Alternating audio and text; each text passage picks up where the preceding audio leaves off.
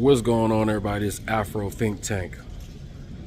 You know, I heard this story once. I can't remember where I heard it from, right? But it was like this epic story of the old world, right? The world before this one, where there was a group of human beings who were civilized and were advanced and were one with nature. It was a beautiful time. Back when it was plentiful, these people had everything. They had developed over millions of years advanced technologies and systems of living, and they were living in abundance, and they were connected to the spirits, to the ancestors. I mean, they were in complete and simpatico with reality. And then one day, out of nowhere, I guess maybe the complacency of these great people, remember the old world, and the niceness of these old world, because they were advanced, you know, socially. Therefore, there was no need for ridiculous wars. I mean, they had conflict with each other because they were all different groups of people, but they were really one. This was the old world.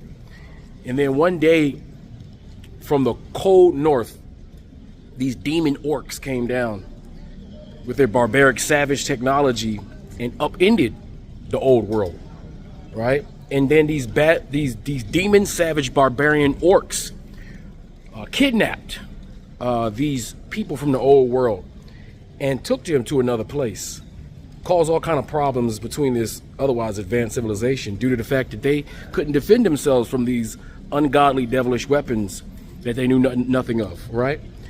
And this group of people, they were taken, right, and transported all over the globe to develop these undeveloped people's nations and to build these orcs empires, to build these savage barbarians empires, right? To give them the illusion of advancement and technology, to give them the illusion of being civilized. But in fact, it was the uncivilized that came and get those old world civilized individuals to build the civilized world for these orcs, demon barbarians, right? And so this group of people who were separated, right, and scattered all around the world in different, what we would call tribes now, right? Different tribes, more than 12, definitely more than 12. I know there was a book that said something about 12, but this one was definitely 12. And this one can be proven to actually happen. The other one, I'm not sure if that really happened, but this one can be proven that it actually happened. And they went on a great perilous journey, you know, across seas, across lands, dying by the millions. They were being eaten by these orcs, by these savages.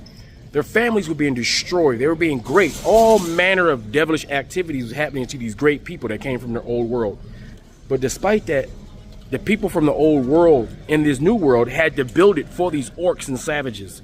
And they did that. And they held on to that, some of their old world culture. But they didn't know it was old world because so much time has passed. They thought it was something new, because that demon barbarian had tried to detach them from it.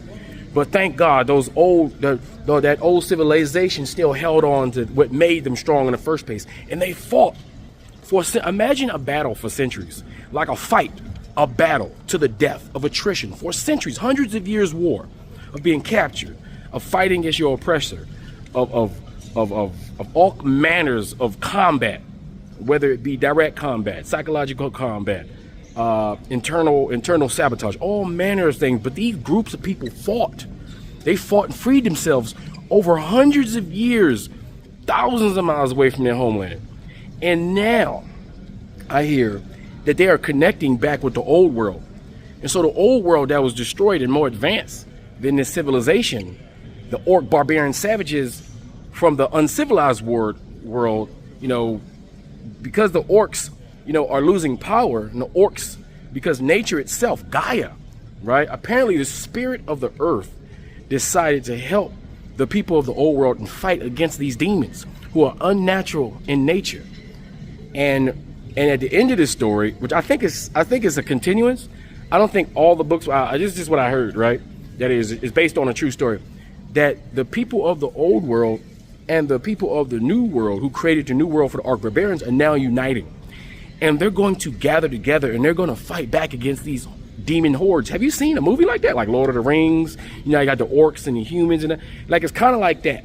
right? If you just look at, like, we see these movies like Avatar, you see me, like movies like that, like these people from the old world are now in the new world because they created the new world and the technologies that go along with it, but they didn't know that because while they were being subjugated and fighting, you're talking about generational war, mama fighting, grandmama fighting, daddy fighting, granddaddy fighting, great granddaddy fighting. We're talking about generational war where families have been battling and separating and jailed and subjugated and killed and eaten and terrorized by the systems, by government, by corporation, by every apparatus of these barbarian, savage, or institutions that they created because they created this magical weapon that does not require them to have to fight, but they can kill from a distance like cowards against those real warriors who require man-on-man contact, a fair one, how some people would like to say, right?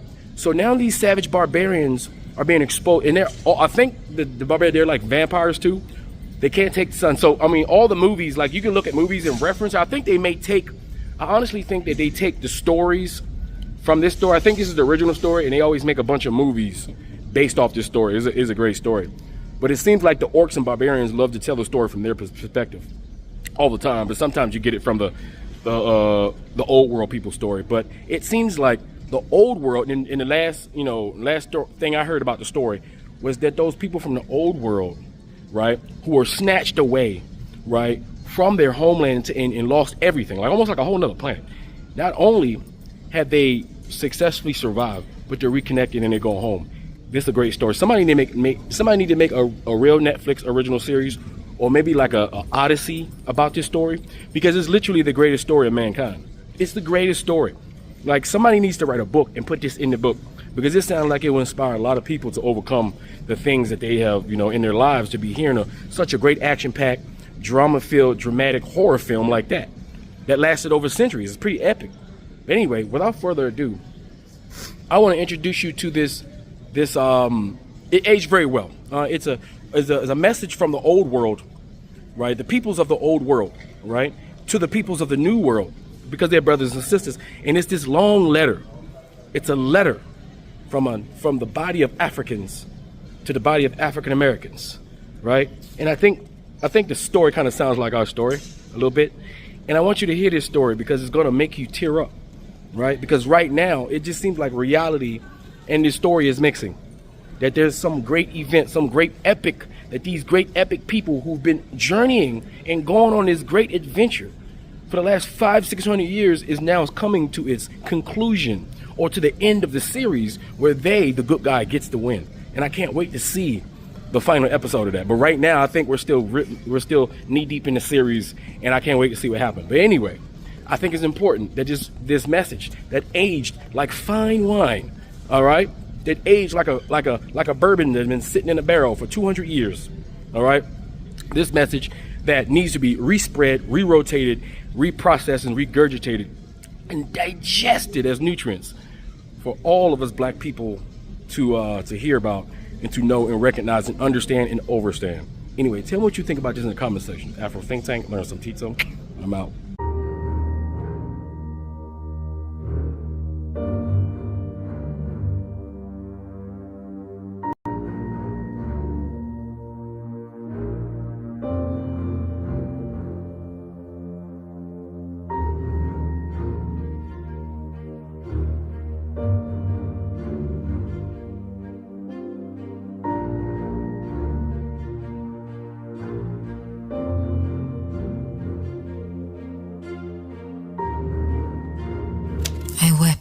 As you spoke. I wept as those words proceeded out of your mouth. You're right, and I understand your sentiment. I never saw you growing up, but your presence always lingered. Mommy was happy. Her joy, however, was gone. Whenever she was silent, I knew she was thinking of you. Sometimes at night, I'd hear her weeping as she prayed for you. She prayed for you to be protected. She prayed that they would treat you right. She prayed you were loved. She prayed to take all your tears so you'd not feel the pain. Without expressly saying it, our parents compare me to you. They wonder what could have been if you were still here. After every achievement of yours, they wonder if it would have been better if you were here. So even though I have never seen you, I know you. Even though I was not there when it happened, I still bear the brunt of it. I've been laughed at and teased by your new family. They say, oh, look at those people, from grace to grass. They definitely live in a shithole. They look at our family, your family, and say, this phoenix will never rise out of the ashes. Let us give them breadcrumbs. That way, they'll forever be dependent on us. Do you know what hurts me the most? They are the same people who abducted you. They took you away. Am I playing their blame game? No, I'm just stating facts. Yes, Mom and Dad should have done better. They should have protected you with their lives because you are our treasure. They should not have entertained your new family. Granted, they came in sheep's clothing, but that's no excuse. We should have sniffed the smell of wolves. I hate that we still take their breadcrumbs. We are the only family that can stand on its own without help from others. And I know that sounds obnoxious, but it is the truth. The other side of that truth, however, is that even though we have all the resources, we are still dependent on them. The neighborhood has given us a nickname. They call us the third world. We cannot get our shit together. We cannot seem to rebuild what we had. You have left an indelible scar impossible to erase. Our parents and the rest of our extended family have been trying to come to visit your family through means unfitting for humans. It is ludicrous that it is oftentimes through the same means they took you away from us. This time, however, you are taking the same route voluntarily. You ask why? We ask why. They ask why. We all don't seem to have the answer, but know for sure that there's something more than meets the eye. Isn't it interesting that even though we have the same biological parents, I do not know what to call you. You look just like me. That melanin cannot be mistaken for anything else. Our features are so similar. I feel it when you smile. Your wins are my wins. At least, that's how it feels. Even the way you dance reveals your ancestry. You dance to the rhythm of the beat. Only we can do that effortlessly. We are connected. Even if you refuse to admit it, there's something about me that draws you to me and vice versa. I do not need a 23andMe kit to know we have the same roots, but I'm at a loss as to what to call you. Sibling, friend, or stranger. I have not recovered from it, and neither have you. I am engulfed by brokenness. Something is missing. Something I lost. Something I never knew I needed until it was taken from me, stolen from me. I think about you, you know. I wonder why it happened. How could we allow this to happen? What was my quota? Did I do this to you? Did I allow this to be done to you? My own brother? My own sister? My own family? What could I have done differently? Could we have changed the narrative? Let me be honest with you. Sometimes I get mad at you for allowing yourself to be taken. I get mad at our parents because they did not fight harder. Why didn't they devise a plan and follow you? Why had they, whether subtly or in a grandiose manner, contributed to giving you away? But above all that, I get mad at myself the most. Why? Why was I not taking? I have asked myself this question more times than I am willing to admit. I know it is a silly question. You are probably wondering, how dare you ask that? Do you know what we had to go through? Do you know what we saw? Do you know the PTSD that runs through our veins? Do you know the tears we have shed, the lynching, the disgrace, the shame, the assault? Do you know what it means to be descendants of enslaved men and women? Do you know what it means to be arranged like sardines underneath a ship with no breathing space? Do you know what it feels like to be placed in dungeons where you poop, pee, and have your period all in the same room? Do you know what it feels like not to see the light of day? Do you even know what it feels like to be pitched against each other? Do you have any idea what it means to be disgusted by the color of your skin because of what it connotes to others? Do you know what it means to be part of the minority wherever you go? Do you know what it means for your future to be cut out for you from day one because the system was not created with you in mind? Do you know what it means not to be represented, for your lips, nose, hair, and skin color to be a recipe for unwarranted jokes? I wish I could say I know how it all feels, but no, I cannot. I cannot imagine your predicaments because I have not been in your shoes. They took your name. They took your identity. They took your language. They took your belongingness. And I know I'll never understand what you went through. I cannot begin to fathom what you go through on a daily basis. I cannot put myself in your shoes. I can tell you, however, that being in my shoes is not a field trip either. This is no Wakanda. Something was taken from me too. My vibranium. A part of me. You. Losing you has caused a hole in the center of our hearts that nothing can seem to fill. No matter how hard we try, and trust me, we cannot go back to what and who we used to be before your new family took you. We can go back and forth on who suffers the most and who has been through the most pain. But this is not the Oppression Olympics. How will that help us to heal and connect again?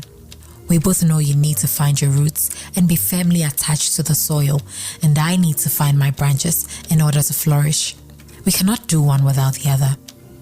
We need to be willing to make amends, to heal, and to accept. I need you to know and understand that we are proud of you. You have been through a lot, but you keep pulling through. I know you want nothing to do with me. I heard you say the other day, do not call me African American. I am Black American. I've got nothing to do with Africa. I've never been there. I've never eaten their meals. I do not know the culture. There's nothing that makes me half African. I wept as you spoke.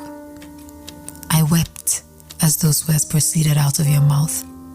You're right, and I understand you. There's nothing I can say that will appease you. But I am sorry. I truly am. I wish this had never happened. I wish we had remained as we were. Our own culture, our own names, our own traditions, our own way of life. I wish we were basking in our own perfect imperfections. But I also know it is what it is. How can we bridge the gap that has been created over a period of 400 years? I believe it starts when we both open our arms wide. Come back home and claim your birthright. You do not have to stay, but just come and connect to your roots. I know all your emotions will come running back to you.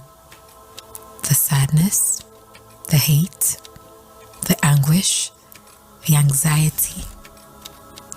And when it does surface, feel it all. Do not try to stop it. Feel it all. Take it all in and release it. I'll be right here, standing by your side. You have shoulders to cry on now. Shoulders that look like yours. Shoulders that are willing to carry the weight, willing to admit their wrongs, willing to accept you, just as you are. Everyone grieves differently. If you're ready to let go, so am I. If you're not ready, that's okay. I'm still here, ready and willing to listen to you. My doors will always be wide open. You are and will always be one of us. Free Sudan! Boycott diamonds and gold! Free Sudan! Boycott diamonds and gold! We most definitely cannot forget about the people of Sudan.